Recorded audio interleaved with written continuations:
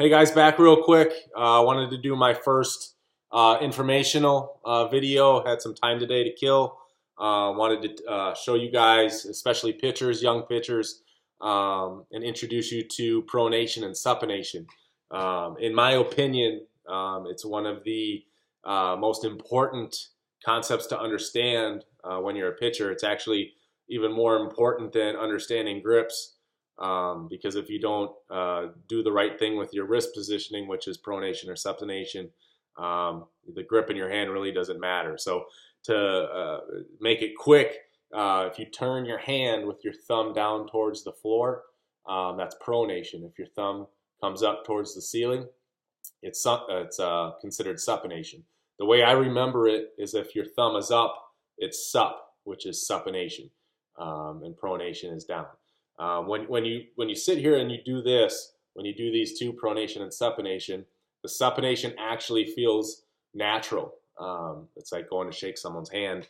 It's more natural than someone, turning their hand down and it feels like your arm is twisting, but it's actually natural.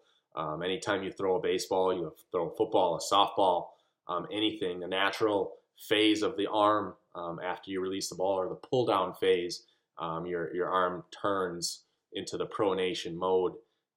It's just something that humans do instinctively.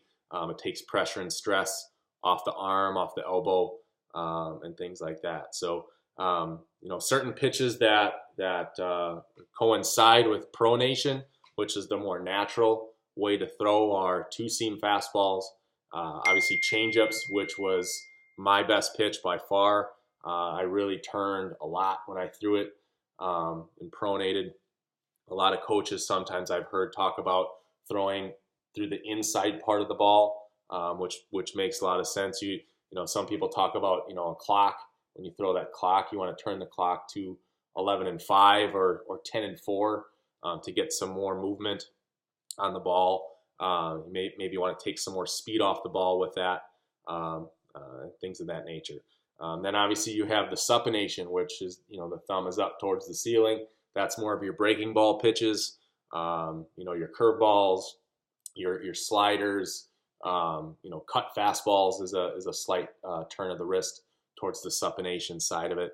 Just know that supination is not natural when you throw, so you don't want to do it too often. You don't want to do it too much, especially at a younger age. That's why I don't teach kids breaking balls till they're at least 14, possibly 15. It's just not worth the wear and tear on the elbow. So just be really careful with that. If you're a 9, 10, 11, 12-year-old, don't worry about breaking balls yet. Keep that stress and pressure off your elbows for now. Obviously, it depends a little bit on maturity. How big or strong a kid is physically. That could make me teach them a little bit sooner with a breaking ball or a slider. But really, you don't want to mess around with that. Work on your fastball, your four-seam, two-seam. Work on your changeup early. It's a field pitch. It's not going to come right away. It's a pitch that you're going to have to work on for a couple of years till you can really hone in on it and have it be effective for you in game. So remember the pronation, the thumb is down.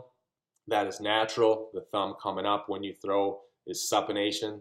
That is not natural to do over and over like we do as pitchers. So really important key. Like I said, even before learning any, your four-seam, two-seam grips, understand the concept of pronation, supination. You think of, quarterbacks, Tom Brady, Aaron Rodgers, throwing footballs, the way to get the spiral on the footballs to really turn the hand and pronate it, and that gets that tight, good-looking spiral on a football. So it's the same concept. And lastly, the changeup was my favorite pitch. It was my best pitch. Just know, so every throw that you throw, even if it's a breaking ball, a slider, every pull down phase, the arm is going to naturally pronate away, even on a breaking ball. With a changeup, you want to try to do that process of the pronation just before you release the ball. So as you're coming through, a lot of people call it, turning the ball over. You want to turn it over and pronate it before it comes out of your hand, because that'll give you it'll kind of change the spin and the direction of the ball, add some movement. So if I'm a righty and I pronate it it's going to kind of fall off and fade to the right. So if I'm facing a left-handed hitter, I'm going to pronate it, and that ball is going to kind of sink and fade down and away from a lefty. So very effective pitch. Some people say don't mess around with a changeup when you're young. I totally disagree.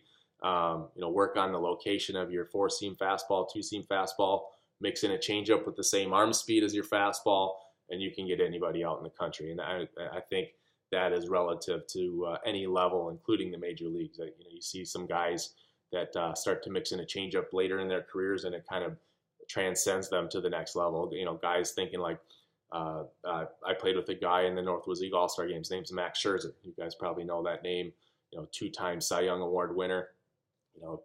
Had a crazy fastball in college. 98, 99 miles an hour. Gets to the big leagues. Is doing decent early in his career, but then he gets to Detroit, develops a little bit of a changeup, and it just transcended him to the next level and made him literally untouchable and one of the best pitchers in the game, literally. So that changeup, learn it, develop it, work on that pronation, practice it. It's good to learn at an early age. The only thing with it, don't turn it too hard with too much exertion, because you don't want to get into that sinker ball pitch where back in the day guys would really turn it. It was an effective pitch, but it hurt elbows a lot. So just be careful with it. Understand that concept, and that'll help take you to the next level with pitching, in my opinion. Not enough people teach it. Pronation, supination. That's our key for today. Thanks, guys. We'll be back in a couple days with another pitching tip, fielding tip, or hitting tip. Thanks so much for watching.